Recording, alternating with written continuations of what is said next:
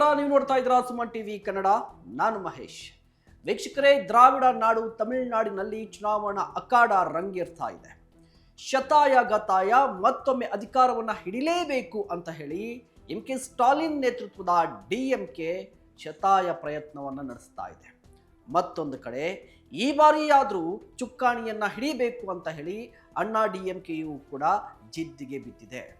ಈ ಜಿದ್ದಾಜಿದ್ದಿಯ ಪೈಪೋಟಿಯ ನಡುವೆ ಟಿವಿಕೆ ಪಕ್ಷದ ಸಂಸ್ಥಾಪಕ ವಿಜಯ್ ಕೂಡ ಸಾಕಷ್ಟು ಪ್ರಯತ್ನವನ್ನ ಪಡ್ತಾ ಇದ್ದಾರೆ. ವಿಜಯ್ ಅವರ ಪ್ರಚಾರದ ಸಮಾರಂಭಗಳಲ್ಲಿ ಜನರು ಹರಿದು ಬರ್ತಾ ಇದ್ದಾರೆ.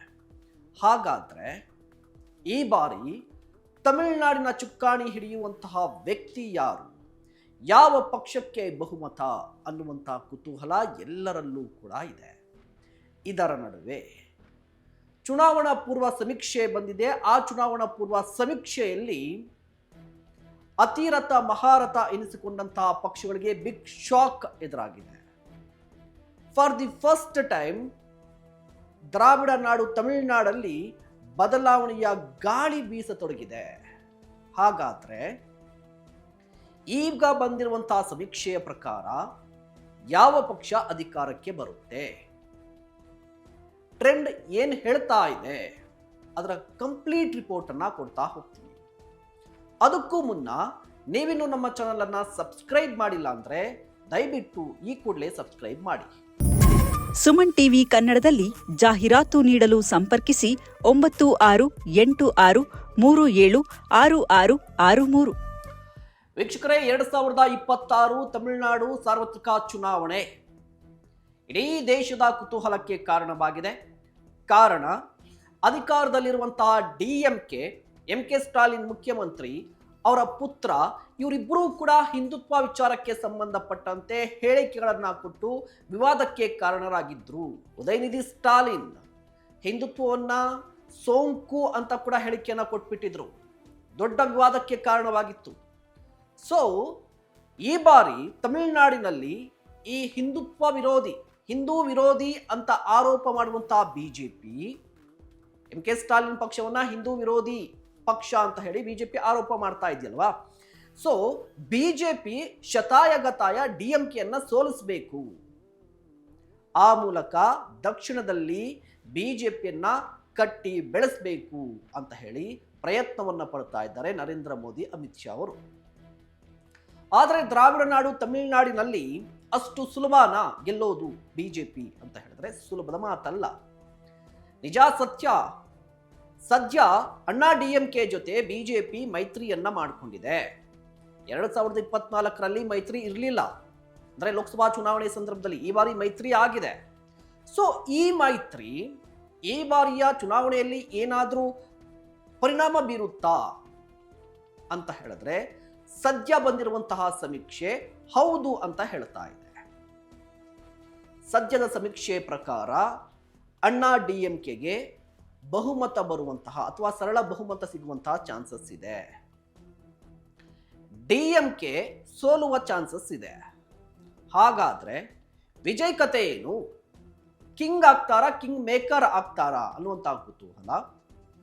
ಇದರ ನಡುವೆ ಬಿಜೆಪಿ ಎಷ್ಟು ಸೀಟನ್ನ ಪಡೆದುಕೊಳ್ಳುತ್ತೆ, ತಮಿಳುನಾಡು ಜನರ ಮನೋಭಾವನೆ ಯಾವ ರೀತಿಯಾಗಿ ಬದಲಾಗ್ತಾ ಇದೆ, ಇನ್ ಡೀಟೇಲ್ಡ್ ಆಗಿ ನೋಡ್ತಾ ಹೋಗೋಣ. ಅದಕ್ಕೂ ಮುನ್ನ ಈ ಹಿಂದಿನ ಚುನಾವಣೆಯಲ್ಲಿ ಅಂದ್ರೆ 2021ರ ಚುನಾವಣೆಯಲ್ಲಿ ರಿಸಲ್ಟ್ ಏನಾಗಿತ್ತು ಅನ್ನೋದನ್ನ ಮೊದಲು ನೋಡೋಣ. ನೋಡಿ, 2021ರ ಚುನಾವಣೆಯನ್ನ ನೋಡೋದಾದ್ರೆ ರಿಸಲ್ಟ್ ಏನಾಗಿತ್ತಂದ್ರೆ ಟೋಟಲ್ ಆಗಿ ತಮಿಳುನಾಡಿನಲ್ಲಿರುವಂತಹ ವಿಧಾನಸಭಾ ಕ್ಷೇತ್ರಗಳ ಸಂಖ್ಯೆ 234. ಇಲ್ಲಿ ಮ್ಯಾಜಿಕ್ ನಂಬರ್ ಅಂದ್ರೆ ಯಾವುದೇ ಒಂದು ಪಕ್ಷ ಅಧಿಕಾರವನ್ನ ಹಿಡಿಯಬೇಕು ಅಂತ ಹೇಳಿದ್ರೆ 118 ಇಲ್ಲಿ ಮ್ಯಾಜಿಕ್ ನಂಬರ್ ಆಗಿದೆ. ಕಳೆದ ಬಾರಿ ಅಂದ್ರೆ 2021ರಲ್ಲಿ ಡಿಎಂಕೆ ಕಾಂಗ್ರೆಸ್ ನೇತೃತ್ವದ ಇಂಡಿಯಾ ಮೈತ್ರಿಕೂಟ ಬರೋಬ್ಬರಿ 159 ಸ್ಥಾನಗಳಲ್ಲಿ ಗೆದ್ದು ಅಧಿಕಾರವನ್ನ ಹಿಡಿದಿತ್ತು. NDA ಅಂದ್ರೆ ಅಣ್ಣಾ ಡಿಎಂಕೆ, ಬಿಜೆಪಿ ಇವು 66 ಕ್ಷೇತ್ರಗಳಿಗೆ ಸೀಮಿತ ಆಗಿದ್ದು. ಇನ್ನ ಇತರೆ 9 ಪಕ್ಷಗಳು 9 ಕ್ಷೇತ್ರದಲ್ಲಿ ಗೆಲುವನ್ನ ಸಾಧಿಸಿತ್ತು. ಇದು 2021ರ ರಿಸಲ್ಟ್. ಪಕ್ಷಬಾರು ಅಂದ್ರೆ ನಾನೀಗ ಹೇಳಿದ್ದು ಮೈತ್ರಿಕೂಟಗಳು. ಒಂದು ಕಡೆ ಇಂಡಿಯಾ ಮೈತ್ರಿಕೂಟ, ಮತ್ತೊಂದು ಕಡೆ NDA ಮೈತ್ರಿಕೂಟ. ಬಟ್ ಪಕ್ಷವಾರಿ ಯಾವ ಪಕ್ಷ ಎಷ್ಟೆಷ್ಟು ಗೆದ್ದಿತ್ತು ಅಂತ ನೋಡೋದಾದ್ರೆ, ಪಕ್ಷವಾರು ನೋಡೋದಾದ್ರೆ DMK ಸಿಂಗಲ್ ಲಾರ್ಜೆಸ್ಟ್ ಪಾರ್ಟಿ ಆಗಿತ್ತು. ಬರೋಬ್ಬರಿ 133 ಕ್ಷೇತ್ರದಲ್ಲಿ ಗೆಲುವು ಸಾಧಿಸಿ ಅಧಿಕಾರವನ್ನ ಹಿಡಿದಿತ್ತು. ಇದಕ್ಕೆ ಕಾರಣ MK ಸ್ಟಾಲಿನ್ ಅವರ ಪಾಪ್ಯುಲಾರಿಟಿ, ಜಯಲಲಿತಾ ಅವರ ನಿಧನ ಅನುಪಸ್ಥಿತಿಯೂ ಕೂಡ ಕಾರಣವಾಗಿತ್ತು. DMK 133 ಕ್ಷೇತ್ರದಲ್ಲಿ ಗೆಲುವನ್ನು ಸಾಧಿಸಿತ್ತು. ಕಾಂಗ್ರೆಸ್, DMK ಪಕ್ಷದ ಮಿತ್ರ ಪಕ್ಷ ಕಾಂಗ್ರೆಸ್ 18 ಕ್ಷೇತ್ರದಲ್ಲಿ ಗೆಲುವನ್ನು ಸಾಧಿಸಿತ್ತು. ಅಣ್ಣಾ DMK ಬರೋಬ್ಬರಿ 66 ಕ್ಷೇತ್ರದಲ್ಲಿ ಮಾತ್ರ ಗೆಲುವನ್ನು ಸಾಧಿಸಿ ವಿರೋಧ ಪಕ್ಷಕ್ಕೆ ಸೀಮಿತವಾಗಿತ್ತು. BJP 4 ಕ್ಷೇತ್ರ, CPI 4 ಕ್ಷೇತ್ರದಲ್ಲಿ ಗೆಲುವನ್ನು ಸಾಧಿಸಿದ್ವು. ಅಂದರೆ ಸ್ಪಷ್ಟ ಬಹುಮತ DMK. ಇದೇ ಕಾರಣಕ್ಕಾಗಿ DMK ನೇತೃತ್ವದ ಸರ್ಕಾರ ಅಧಿಕಾರದಲ್ಲಿದೆ, MK ಸ್ಟಾಲಿನ್ ಮುಖ್ಯಮಂತ್ರಿ. ಹಾಗಾದ್ರೆ MK ಸ್ಟಾಲಿನ್ ಅವರ ಈ ಆಡಳಿತ ಏನು ನಡೆದಿದೆ ಅಲ್ವಾ, ಕಳೆದ 5 ವರ್ಷಗಳ ಕಾಲ, ಈ ಆಡಳಿತದ ಬಗ್ಗೆ ತಮಿಳುನಾಡಿನ ಜನರು ಏನು ಹೇಳ್ತಾರೆ, ತೃಪ್ತಿ ಇದೆಯಾ ಅನ್ನುವಂತಹ ಪ್ರಶ್ನೆ. ಇದರ ನಡುವೆ ಮುಂದೆ ಎಲೆಕ್ಷನ್, ಈಗ ಎಲೆಕ್ಷನ್ ಕಾವೇರ್ತಾ ಇದೆ. ಈಗ ಒಂದು ಸರ್ವೆ, ಚುನಾವಣಾ ಪೂರ್ವ ಸರ್ವೆ ಬಂದಿದೆ. ಮ್ಯಾಟ್ರಿಚ್, ABP ನ್ಯೂಸ್, CNN ಸಂಸ್ಥೆಗಳು ನಡೆಸಿರುವಂತಹ ಸಮೀಕ್ಷೆ ಇದು. ಈ ಸಮೀಕ್ಷೆಯ ರಿಸಲ್ಟ್ ಅನ್ನು ಕೂಡ ಹೇಳ್ತೀನಿ. ರಿಸಲ್ಟ್ ಹೇಳಿದ ನಂತರ ಯಾವ ಕಾರಣಕ್ಕೆ ಈ ರಿಸಲ್ಟ್ ಬಂದಿದೆ ಅನ್ನೋದನ್ನು ಕೂಡ ಎಕ್ಸ್ಪ್ಲೇನ್ ಮಾಡ್ತೀನಿ. ಮೊದಲನೇದಾಗಿ ಮ್ಯಾಟ್ರಿಚ್ DMKಗೆ 102ರಿಂದ 115 ಕ್ಷೇತ್ರವನ್ನು ಗೆಲ್ಲಬಹುದು ಅಂತ ಹೇಳ್ತಾ ಇದೆ. DMK 102ರಿಂದ 115, ABP ನ್ಯೂಸ್ 104ರಿಂದ 114 ಕ್ಷೇತ್ರ, CNN 90ರಿಂದ 100 ಕ್ಷೇತ್ರದಲ್ಲಿ DMK ಗೆಲ್ಲಬಹುದು ಅಂತ ಹೇಳ್ತಾ ಇದೆ. ಅಂದರೆ ಈ ಚುನಾವಣೆಯಲ್ಲಿ DMK ಸೋಲುವ ಚಾನ್ಸಸ್ ಹೆಚ್ಚಿದೆ ಅಂತ ಹೇಳ್ತಾ ಇದೆ. ಅದೇ ಸಂದರ್ಭದಲ್ಲಿ ಅಣ್ಣಾ DMK ನೇತೃತ್ವದ NDA ಮೈತ್ರಿಕೂಟ ಈ ಬಾರಿ ಸ್ಪಷ್ಟ ಬಹುಮತವನ್ನು ಪಡೆಯುತ್ತಂತೆ. ಮ್ಯಾಟ್ರಿಚ್ ಹೇಳ್ತಾ ಇದೆ 107ರಿಂದ 120 ಕ್ಷೇತ್ರದಲ್ಲಿ ಗೆಲ್ಲಬಹುದು.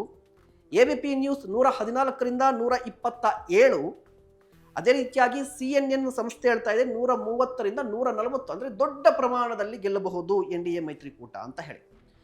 ಇನ್ನು TVK ತಲಪತಿ ವಿಜಯ್ ಸ್ಥಾಪಿಸಿರುವಂತಹ ಪಕ್ಷ, ವಿಜಯ್ ಹೋದ ಕಡೆ ಬಂದ ಕಡೆ ಜನಸಾಗರ ಹರಿದು ಬರ್ತಾ ಇದೆ. ಸೊ ಜನ ಸೇರ್ತಾ ಇದ್ದಾರೆ. ಆ ಜನ ವೋಟರ್ಸ್ ಆಗಿ, ಅಂದರೆ ಆ ಪಕ್ಷದ ವೋಟರ್ಸ್ ಆಗಿ ಕನ್ವೆ ಆಗ್ತಾರ ಅಥವಾ ವೋಟಿಂಗ್ ಆಗುತ್ತಾ ಅಂತ ಹೇಳಿದ್ರೆ ಈ ಸರ್ವೆ ಪ್ರಕಾರ TVK ದೊಡ್ಡ ಪರಿಣಾಮವನ್ನು ಬೀರಲ್ವಂತೆ. TVK ಮ್ಯಾಕ್ಸಿಮಮ್ ಅಂತ ಹೇಳಿದ್ರೆ 12 ಕ್ಷೇತ್ರವನ್ನು ಗೆಲ್ಲಬಹುದು ಅಷ್ಟೇ ಅಂತ ಹೇಳ್ತಾ ಇದೆ. ಮ್ಯಾಟ್ರಿಚ್ ಹೇಳ್ತಾ ಇರುವಂಥದ್ದು TVK ಪಕ್ಷ ಮ್ಯಾಟ್ರಿಚ್ ಸರ್ವೆ ಪ್ರಕಾರ 5ರಿಂದ 12 ಕ್ಷೇತ್ರದಲ್ಲಿ ಗೆಲ್ಲಬಹುದು. ABP ನ್ಯೂಸ್ 6ರಿಂದ 12 ಕ್ಷೇತ್ರ, CNN 2ರಿಂದ 6 ಅಂತ ಹೇಳ್ತಾ ಇದೆ. ಇನ್ನುಳಿದಂತೆ ಬೇರೆ ಬೇರೆ ಪಕ್ಷಗಳು ಒಂದಿಷ್ಟು ಕ್ಷೇತ್ರದಲ್ಲಿ ಗೆಲ್ಲಬಹುದು ಅಂತ ಹೇಳ್ತಾ ಇದ್ದಾರೆ ಅಷ್ಟೇ. ಈ ಸರ್ವೆಯನ್ನು ನೋಡಿದಂತಹ ಸಂದರ್ಭದಲ್ಲಿ, ಈ 3 ಸಂಸ್ಥೆಗಳ ಸರ್ವೆಯನ್ನು ನೋಡಿದಂತಹ ಸಂದರ್ಭದಲ್ಲಿ ಸದ್ಯಕ್ಕೆ ಈ ಸರ್ವೆಯನ್ನು ಇಟ್ಕೊಂಡೇ ಮಾತನಾಡೋದಾದ್ರೆ ಸರಳ ಬಹುಮತ 118 ಮ್ಯಾಜಿಕ್ ನಂಬರ್. ಇದನ್ನು ಸುಲಭವಾಗಿ ಯಾವುದು ದಾಟುತ್ತೆ ಅಂತ ಹೇಳಿದ್ರೆ ಅಣ್ಣಾ DMK ನೇತೃತ್ವದ NDA ಮ್ಯಾಕ್ಸಿಮಮ್ 140 ಕ್ಷೇತ್ರದಲ್ಲಿ ಗೆಲ್ಲಬಹುದು. ಮಿನಿಮಮ್ ಅಂತೂ ಹೇಳಿದ್ರು 114 ಗೆಲ್ಲುತ್ತೆ ಅಂತ ಹೇಳ್ತಾ ಇದೆ. ಹಾಗಾದ್ರೆ ಏನ್ ಚೇಂಜ್ ಆಯಿತು?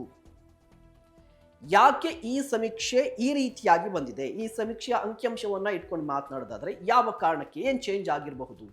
DMK ಯಾಕೆ ಸೋಲುತ್ತೆ ಅಂತ ನೋಡೋದಾದ್ರೆ ಮೊದಲ ಕಾರಣ MK ಸ್ಟಾಲಿನ್ ನಾಯಕತ್ವ ತುಂಬಾ ಗಟ್ಟಿಯಾಗಿದೆ. ಅವರು ಜನಪ್ರಿಯ ಮುಖ್ಯಮಂತ್ರಿಯೂ ಕೂಡ ಹೌದು. ಆದರೆ ಸ್ಥಳೀಯವಾಗಿರುವಂತಹ ಶಾಸಕರ ವಿರುದ್ಧ ಆಡಳಿತ ವಿರೋಧಿ ಅಲೆ ಇದೆ.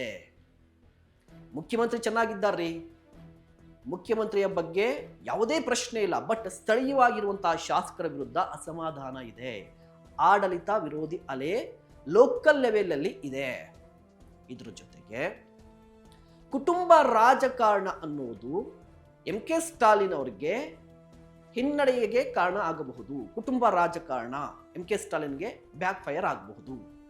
ಇದಲ್ಲದೆ ಈ ಬಾರಿ TVK ತಲವತ್ತು ಬಂದಿರುವ ಕಾರಣಕ್ಕಾಗಿ ಅವರು ಯಾವ ಪಾರ್ಟಿಯ ವೋಟನ್ನು ಕಿತ್ಕೊಳ್ತಾರೆ ಅನ್ನೋದು ಕೂಡ ಇಂಪಾರ್ಟೆಂಟ್. DMK ವೋಟರ್ಸ್ ಅನ್ನ ತಮ್ಮ ಕಡೆ ಸೆಳೆಯುವಂತಹ ಚಾನ್ಸಸ್ ಜಾಸ್ತಿ ಕಾಣಿಸ್ತಾ ಇದೆ. ಸೊ ಅವರ ವೋಟ್ ಶೇರ್ ಕೂಡ ಕಡಿಮೆ ಆಗುವ ಸಾಧ್ಯತೆ ಇದೆ. DMK ವೋಟ್ ಶೇರ್ ಕಡಿಮೆ ಆದರೆ DMK ಸೋಲುತ್ತೆ ಅಂತ ಹೇಳ್ತಾ ಇರುವಂಥದ್ದು. ಇದಲ್ಲದೆ ಈ ಹಿಂದುತ್ವದ ವಿಚಾರವೂ ಕೂಡ ಈ ಬಾರಿ ಚರ್ಚೆಗೆ ಬರ್ತಾ ಇದೆ. DMK ಅಂತ ಹೇಳಿದ್ರೆ ಹಿಂದುತ್ವದ ವಿರೋಧಿಗಳು ಅನ್ನುವ ರೀತಿಯಲ್ಲಿ ಪ್ರಚಾರ ಮಾಡಲಾಗ್ತಾ ಇದೆ. ಸೊ ಈ ಎಲ್ಲ ಕಾರಣಕ್ಕಾಗಿ DMK ಸೋಲಬಹುದು ಅಂತ ಹೇಳಲಾಗ್ತಾ ಇದೆ.